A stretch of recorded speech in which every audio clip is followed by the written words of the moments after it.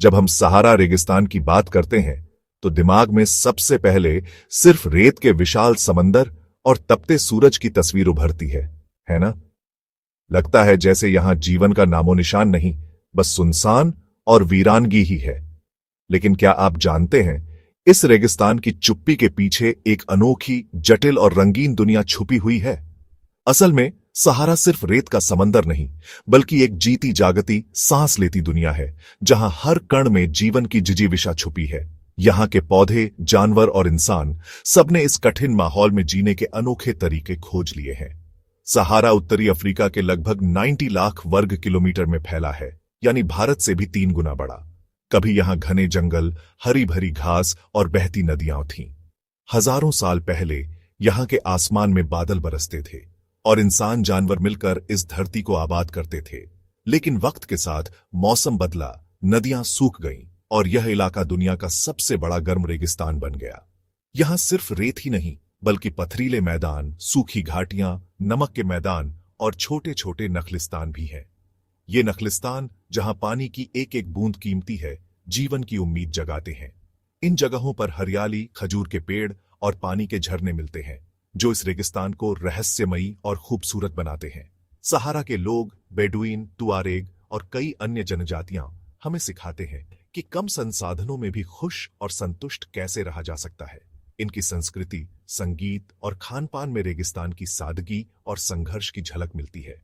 ये लोग अपने ऊंटों, बकरियों और परिवार के साथ रेगिस्तान की कठिनाइयों को अपनाकर एक अनोखा जीवन जीते हैं। यहाँ का मौसम कभी कभी बेहद बेरहम हो सकता है। तेज धूप, अचानक उठती धूल भरी आंधियां और कभी कभी बरसात की एक एक बूंद के लिए तरसता आसमान। फिर भी यहाँ के जीव जंतु जैसे फेनिक फॉक्स, इडेक्स एंटीलोप और सैकड़ों तरह के कीड़े मकोड़े इस रेगिस्तान की चुनौतियों का सामना करते हैं। तो तैयार हैं? चलिए आज हम सहारा के दिल तक एक सफर पर निकलते हैं। इसकी अनकही कहानी, इसके मौसम, जीव जंतुओं और यहाँ के लोगों के संघर्षों को करीब से जानेंगे। रेगिस्तान की इस रहस्यमयी दुनिया में आपका स्वागत है। जनवरी में सहारा की गर्मी थोड़ी नरम पड़ जाती है।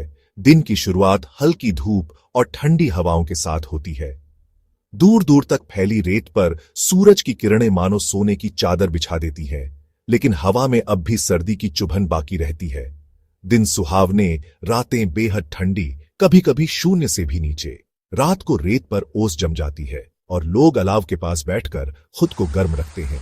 सहारा की रातें इतनी ठंडी होती हैं कि कभी कभी जानवर भी एक दूसरे के करीब आ जाते हैं ताकि गर्मी मिल सके। फरवरी में ठंड कम होती है, दिन लंबे और गर्म होने लगते हैं और जीव जंतु सर्दियों की सुस्ती से बाहर आते हैं। जैसे जैसे सूरज की तपिश बढ़ती है, रेगिस्तान में हलचल लौट आती है। छोटे छोटे जीव अपने बिलों से बाहर निकलते हैं, पक्षी आसमान में उड़ान भरते हैं और पौधे भी नई ऊर्जा के साथ खिल उठते हैं। रात का आसमान तारों से भरा होता है, मानो हीरे बिखरे हों। यहाँ की रातें इतनी साफ होती हैं कि हर तारा अपनी पूरी चमक के साथ दिखता है। दूर दूर तक कोई रोशनी नहीं, बस अनंत आकाश और उसकी गहराई। ऐसे में लगता है जैसे समय थम गया हो। यही एहसास दिलाता है कि हम ब्रह्मांड का कितना छोटा हिस्सा है। मार्च बदलाव लाता है, रेगिस्तान की रफ्तार बदलने लगती है और मौसम में हल्की गर्मी घुलने लगती है। दिन गर्म, रातें सुकून भरी और कभी कभी रेत के तूफान अबूब सब कुछ बदल देते हैं। इन तूफानों में हवा इतनी तेज चलती है कि पूरा आसमान धूल से भर जाता है और कुछ भी साफ देखना मुश्किल हो जाता है। लेकिन यही रेगिस्तान की असली पहचान है, हर पल बदलता रूप। इन 3 महीनों में सहारा हमें सिखाता है कि एक ही जगह पर दिन रात में कितना फर्क हो सकता है। अप्रैल से जून तक सहारा रेगिस्तान अपने सबसे कठोर और भयानक रूप में सामने आता है। यहां सूरज की तपिश इतनी तेज होती है कि लगता है मानो आसमान से आग बरस रही हो। इन महीनों में हर सुबह एक नई चुनौती लेकर आती है और हर शाम राहत की एक छोटी सी उम्मीद। तापमान 45 से 50 डिग्री सेल्सियस तक पहुंच जाता है और हवा भी मानो अंगारे बरसाती है। यहां की गर्म हवाएं रेत को उड़ा ले जाती हैं और हर सांस में तपिश घुल जाती है। दिन के समय सूरज की किरणें इतनी तीखी होती हैं कि रेत पर चलना भी मुश्किल हो जाता है।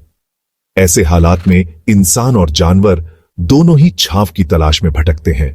ऊंट स्पार्स पेड़ों के नीचे सुस्ताते हैं और लोग अपने तंबुओं या चट्टानों की ओट में छिप जाते हैं। दोपहर के समय बाहर निकलना किसी खतरे से कम नहीं। रेगिस्तान के जानवरों ने भी खुद को इस भीषण गर्मी के हिसाब से ढाल लिया है। छिपकलियां और लोमड़ियां चट्टानों के नीचे या बिलों में छिपकर खुद को सुरक्षित रखती हैं। यह हमें सिखाता है कि कभी कभी हालात से लड़ने की बजाय सही समय का इंतजार करना और खुद को परिस्थिति के अनुसार ढालना ही समझदारी है। मई का महीना सबसे ज्यादा गर्म होता है। इस समय पानी की एक एक बूंद सोने से भी कीमती हो जाती है।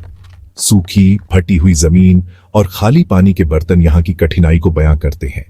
पानी की तलाश में लोग और जानवर मीलों भटकते हैं।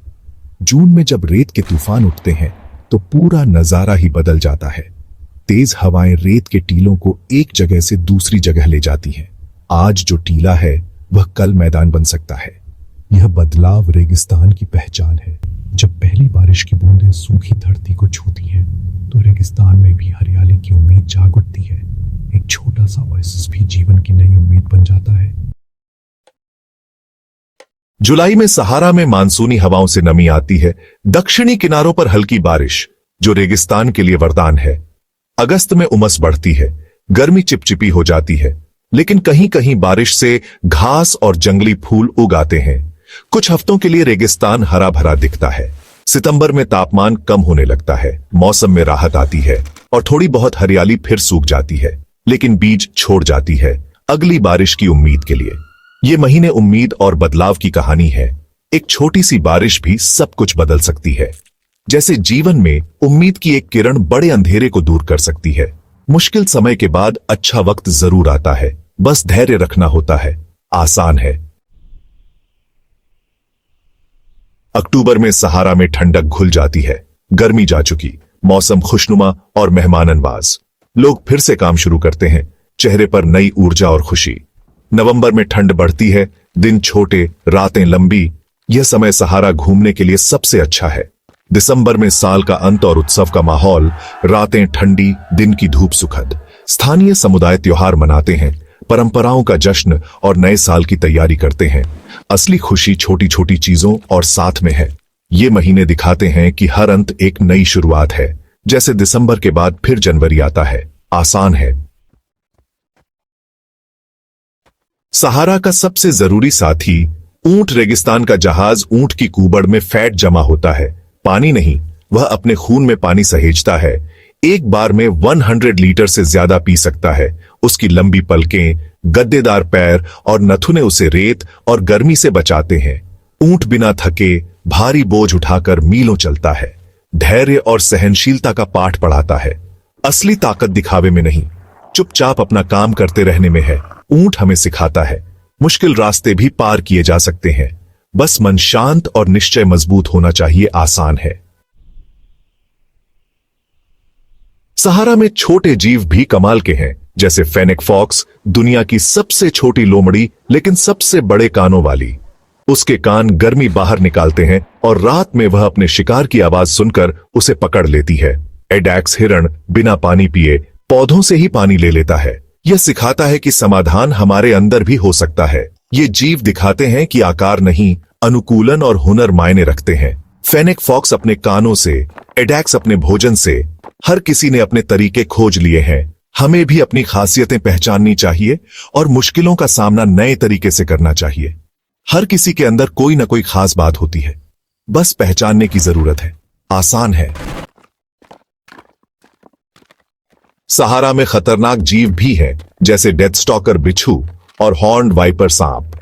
डेथ स्टॉकर का जहर घातक है, लेकिन वैज्ञानिक इसी जहर से दवाइयां बना रहे हैं, यानी बुराई में भी अच्छाई छिपी हो सकती है। हॉर्न्ड वाइपर रेत में छिपने का मास्टर है। सबसे बड़ा खतरा वही होता है जो दिखता नहीं। ये जीव हमें डरना नहीं, सतर्क रहना सिखाते हैं। प्रकृति की शक्ति को हल्के में नहीं लेना चाहिए। उनकी भी जिंदगी संघर्ष से भरी है। शिकार करना, खुद को बचाना, आत्मरक्षा और जागरूकता, यही असली समझदारी है। सहारा का सफर हमें सिखाता है जिंदा दिली, यानी हर हाल में जीने का जज्बा। परिस्थितियां हमारे हाथ में नहीं, लेकिन उनका सामना कैसे करना है यह हमारे हाथ में है। ऊंट, फेनेक फॉक्स, सबने खुद को ढाल लिया। यही जिंदगी का सबसे बड़ा सीक्रेट है। सहारा की दुनिया कम में ज्यादा जीना, सादगी और संतोष सिखाती है। असली खुशी छोटी छोटी चीजों और साथ में है। हमें अपनी जिंदगी में मिली चीजों के लिए शुक्रगुजार होना चाहिए। सबसे बड़ी सीख उम्मीद। एक बूंद बारिश, एक नखलिस्तान, एक किरण अंधेरे में भी रोशनी ला सकती है। सहारा उम्मीद, हिम्मत और जिंदा दिली का समंदर है। कौन सा जीव लगा सबसे अजीब या खतरनाक? कमेंट में बताइए।